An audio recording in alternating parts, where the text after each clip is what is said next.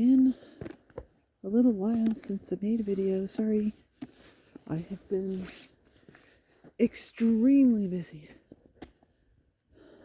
And so with the working crew on this road.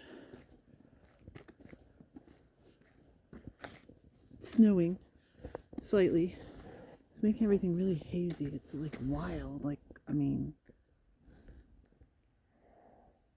It's the middle of the night. It's pretty bright for the middle of the night, huh? Yeah, working. Between work and travel. I've had 2 days off since the 7th of December. It's the 29th?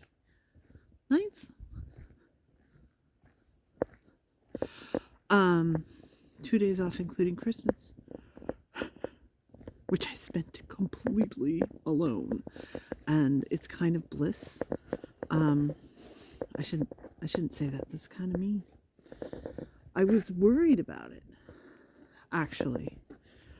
Oh, there he is.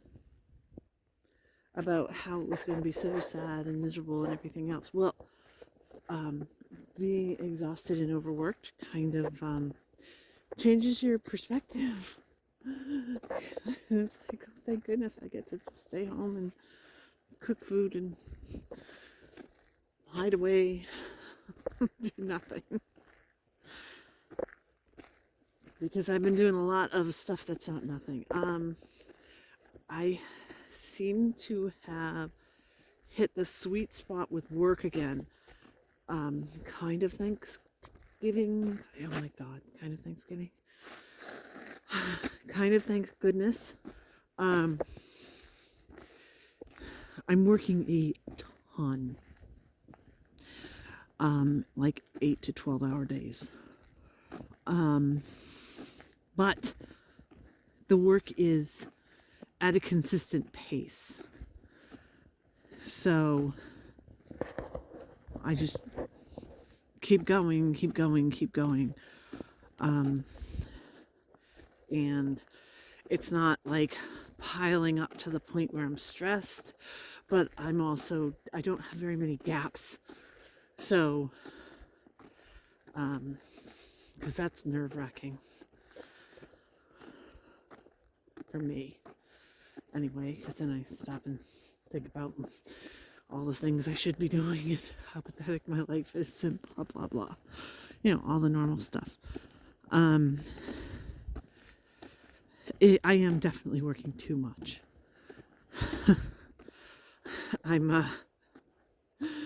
I'm waiting to catch ill. Because that's what everybody is doing lately. Although I've had my vaccines, I've had my boost, as far as the nasty things, I'm doing good. But I mean, even getting a cold or something like that, I mean, it's going to happen at some point.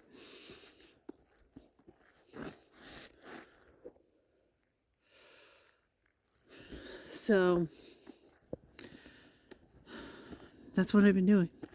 A whole lot of nothing.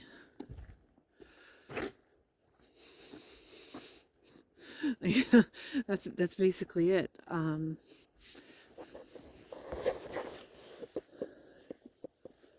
I thought it was going to be impossible this year.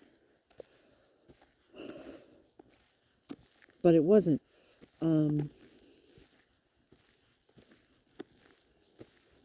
I mean, I shouldn't dwell on it now because I got through it. So why should I dwell on it now and try to make it miserable? Because I basically didn't have any family. I saw my son on Christmas Eve, and that was enough for him. And he did his fabulous trick of blocking me, which I don't get. But people do that to me.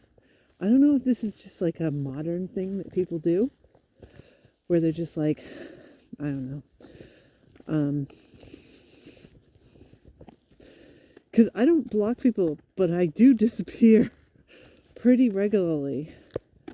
And it upsets people, and I'm really sorry about it, and there really isn't much I can do about it. I mean, the thing is that especially with this crazy work schedule where, I mean, that's all I can do. That's it. I can work and I can squeeze in a trip and that's it. I've got books that are like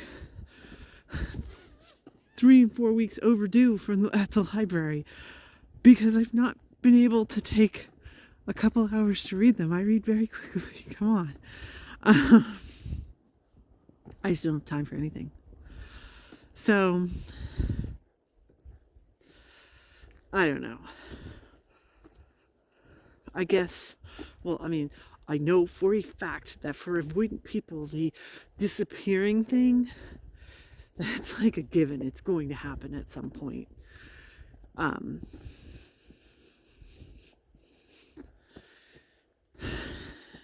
don't know. Okay, you've had enough. It is kind of cold out. It is kind of snowing out. You want to go back? Let's just go back. Come on, Pop. But, I don't know. I mean, I know what it feels like on my end. But like I said, I don't know. Actually, to tell the truth, I don't know whether it would be worse to feel like you've been ghosted or to see point blank you are blocked from having contact. Like my son did this to me because he does it maliciously. Because he sucked me dry. He got a Christmas present. He hung out with me. There isn't much that he can get from me. So I'm useless to him. So he blocked me. Which is obnoxious. Plus, of course, then I have to worry about him, what's going on. Because he knows I'm so damn busy that I don't really have time to worry about him. But if he's blocked, then I have to worry about him. I mean, this is the mind games that my kid does. And I'm pretty sure that people think I do the same thing. This disappearing thing. Because I seriously, like, I had a debate with my coworker today about what day of the week it was because I can't keep track. All I'm doing is working all the time, working. You know? And especially when my schedule has been very stable. It's basically the same time every day, every single day. I start work and I just work until I drop. So, but like I said, it's steady work. It's not getting to me. I have been pushing back a lot because of course I want more. It's never enough. You know, and it's like, okay, these are the limits. They don't like that. They're like, well, we're just going to schedule you for more time because I can handle what I've got. So they should, I don't know, they're waiting until I completely snap. They're waiting until I just don't show up. They're waiting until what they're waiting for. Until I quit. I don't know. I didn't get it. But then again, my job is been like, I don't know what's going on with you for quite some time.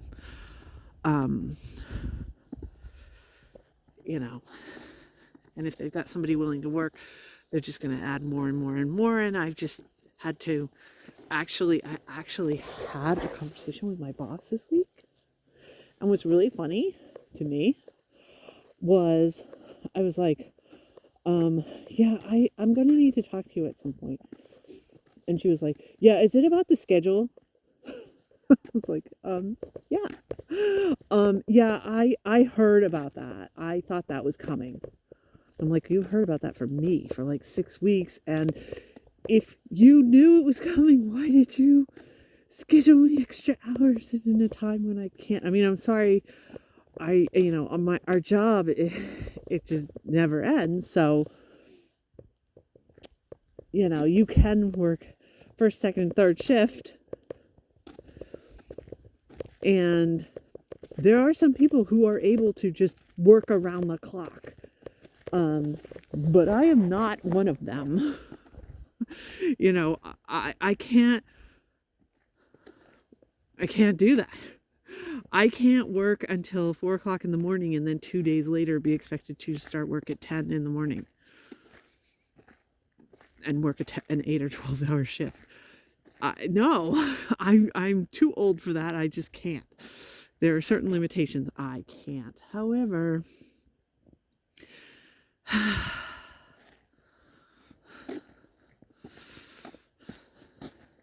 don't know what's up with this cat. I think he's really sick of being out here in the snow. Anyway, so I actually did, you know, and it was, like I said, it was a really funny conversation because I just said, I need to talk to you. And my boss basically told me what I needed for her to do. And then she fixed it. like just, and I'm like, why the hell? If you knew it was coming and you could fix it that fast, then why did you even try? So I don't think it counts really as, you know, trying to make an avoidant progress, because my boss did all the talking because she knew what the problem was. Because she's heard it so many times. I don't know, I guess it does count that I even got to that point, but that's what it takes, is to the point where I'm just like, there's somebody out there with a dog, yikes. Sorry, cat. We try to avoid them, but sometimes the dogs just come out. What can I say? Because it was getting to the point where I was like, I'm just gonna not work. I'm just not even gonna call in. You know, I'm looking and I'm like, I've been. Sorry, but there's a dog. I know, Pop. Let's get out of here. Oh, what are the chances that a dog would show up just when we walk by? Anyway, I mean, that's what I was doing. I was like, I'm coming, you know, to work, starting working later and later, making every excuse. You know, once I get to work, it's okay. But the starting of work, I mean, really, it was getting to the point where I'm like, I kept getting like a sort of, not quite a warning, but people noting in writing that I was starting late. You know, and getting to the point where I was like, well, I'm just not going to show up one day, and that's how they're going to know that I don't work these hours. You know, I'm just not going to tell anybody. I'm not going to come in late. I'm just not going to work. You know, and not answer the phone, and not answer my login requests, and not answer the texts, and just ignore it and wait for them to, I don't know, call the police to do a wellness check. I was like, that when it got to that point where I was seriously contemplating doing that because they were pushing too hard, I just was like, okay, I need to have this conversation. And I literally just said, at some point I need to talk to you. And the boss took it over. And, you know, she literally did the entire conversation. It was kind of funny. But that's what it takes. You have to get pushed to the point where you're like, okay, I'm either going to do something to totally self-destruct, or I'm going to get like raging angry and use that as fuel, which is another way of self-destructing, especially when you're talking about a work situation. Or I'm going to recognize that I'm at that point, which means that my pendulum has been pushed to the point where I can actually communicate something, because at that point I really don't care. I mean, normally I would care. I'm like, oh my goodness, if I say something about the schedule, it's going to, you know, it's already been made. And I mean, I told them 900 times, but, you know, I didn't send it in writing ahead of time. This time they should already know. It's like in my file and stuff. But, yeah, I do all this waffling, basically. And try to blame myself for basically being taken advantage of.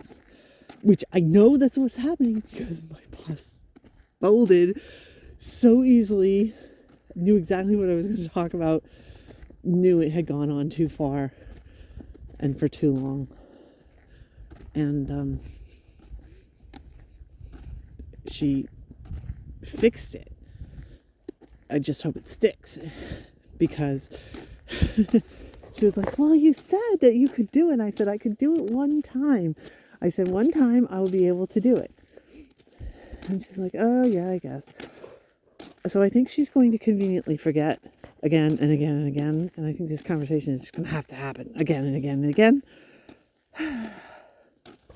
But it happened one time. I did not self-destruct. It didn't kill me. I just have been working like crazy. And I know. Poor Bobby wants to go home. Okay, I gotta get him out of this weather and end this. So that's what I've been doing, working. And that's about it. And I don't know. I guess the next time I have a break, I will make another video. Bye.